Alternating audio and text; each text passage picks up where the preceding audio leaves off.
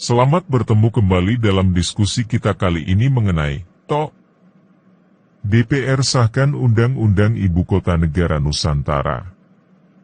DPR melaksanakan rapat paripurna ke-7 masa persidangan tahun sidang 2023 hingga 2024 pada tanggal 3 Oktober 2023.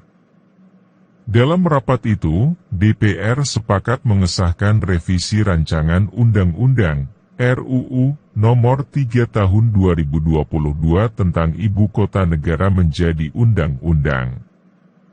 Wakil Ketua DPR RI Sufmi Dasko Ahmad mengatakan, ada 7 fraksi yang menyatakan sepakat pengesahan RUU IKN menjadi Undang-Undang. Ketujuhnya ialah fraksi PDI Perjuangan, fraksi Partai Golkar, fraksi Partai Gerindra, fraksi Partai Nasdem, fraksi PKB, fraksi PAN, dan fraksi P3. Sementara itu, Partai Demokrat menyetujui RUU tersebut dengan catatan atas RUU Nomor 3 Tahun 2022 tentang IKN untuk dilanjutkan dalam pembicaraan tingkat 2 dalam rapat paripurna untuk disahkan menjadi undang-undang. Sementara fraksi PKS menyatakan menolak RUU tersebut. Selanjutnya kami akan menanyakan kepada setiap fraksi, apakah RUU atas perubahan Undang-Undang Nomor 3 Tahun 2022 tentang IKN dapat disetujui untuk disahkan menjadi undang-undang? Ujar Dasko kepada para anggota Dewan di Gedung Nusantara II DPR RI. Pertanyaan itu langsung disambut dengan kata setuju daripada anggota Dewan. Ahmad Doli Kurnia Tanjung, Ketua Komisi 2 DPR menyatakan, ada beberapa poin yang diatur di Undang-Undang IKN terbaru ini. Pertama, adalah penggunaan kelembagaan otorita yang lebih fleksibel untuk percepatan pembangunan IKN. Kedua, soal mitra kerja otorita di DPR itu, karena kan levelnya organisasi lembaga setingkat pusat. Sehingga mitra kerjanya adalah DPR dan komisi yang membidangi pemerintah. Kemudian, undang-undang tersebut juga akan membahas batas wilayah tata ruang dan pertanahan. Nantinya, investor diberi kemudahan untuk investasi, tetap ada evaluasi. Misal ada 95 tahun siklus pertama dan 90 tahun pada siklus kedua.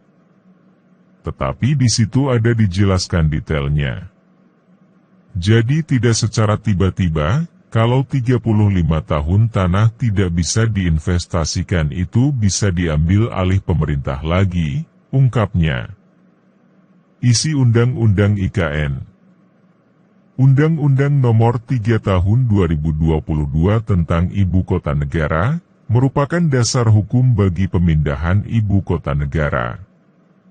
Sebagaimana diketahui, Ibu Kota Indonesia akan dipindahkan dari Jakarta ke Sepaku, Kabupaten Penajam Pasar Utara, Kalimantan Timur. Merujuk pada Undang-Undang IKN, Ibu Kota Negara yang baru dinamai Nusantara dan akan disebut sebagai Ibu Kota Nusantara. Lalu, apa saja isi Undang-Undang Ibu Kota Negara?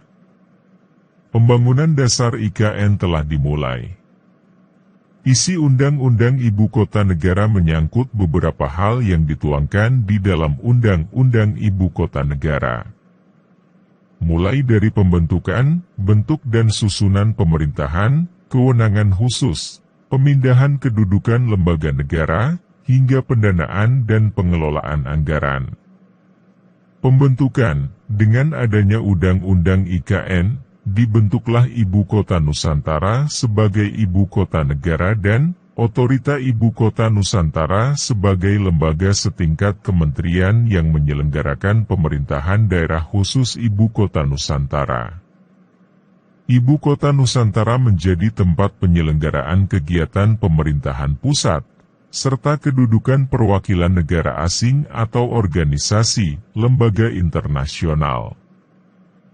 Pasal 5 ayat 2 Undang-Undang IKN berbunyi, sebagai satuan pemerintahan daerah yang bersifat khusus, pemerintahan daerah khusus Ibu Kota Nusantara mengatur dan mengurus sendiri urusan pemerintahan sebagaimana ditetapkan dan diatur dengan undang-undang ini.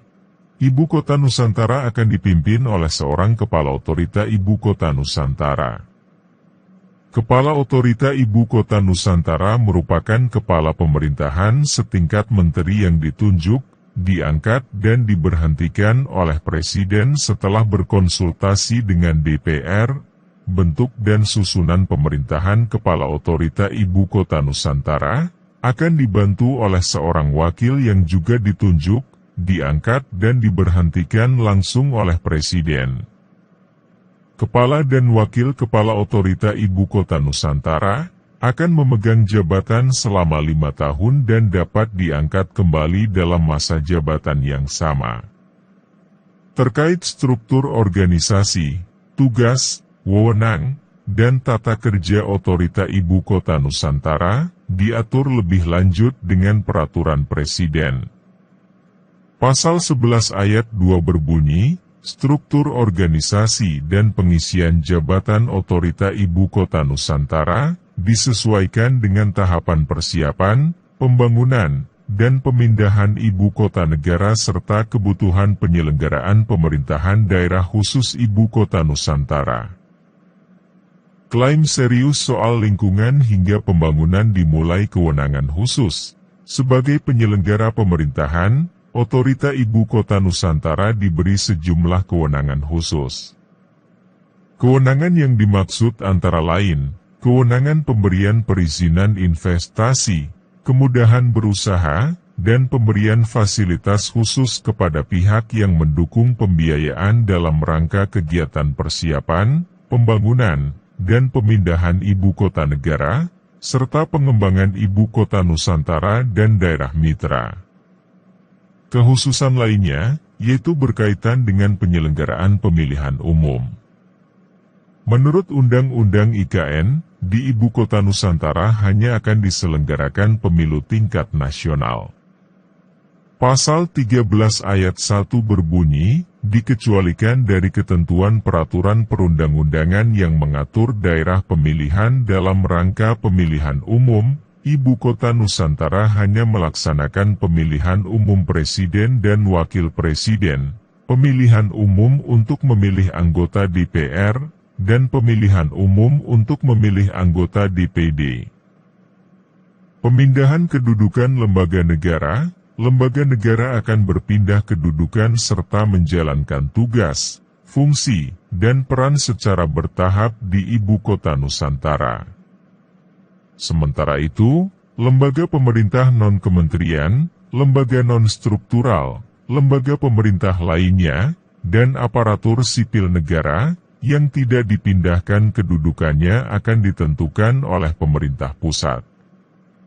Sedangkan bagi perwakilan negara asing dan organisasi, lembaga internasional yang akan berkedudukan di Ibu Kota Nusantara, bergantung pada kesanggupan masing-masing perwakilan tersebut. Jokowi sebut pemerintah serius soal tata lingkungan di IKN, pendanaan dan pengelolaan anggaran dalam rangka persiapan, pembangunan dan pemindahan ibu kota negara. Kepala Otorita Ibu Kota Nusantara diberikan kuasa sebagai pengelola keuangan negara. Pendanaan ini bersumber dari anggaran pendapatan dan belanja negara, APBN, dan atau sumber lain yang sah sesuai dengan ketentuan peraturan perundang-undangan.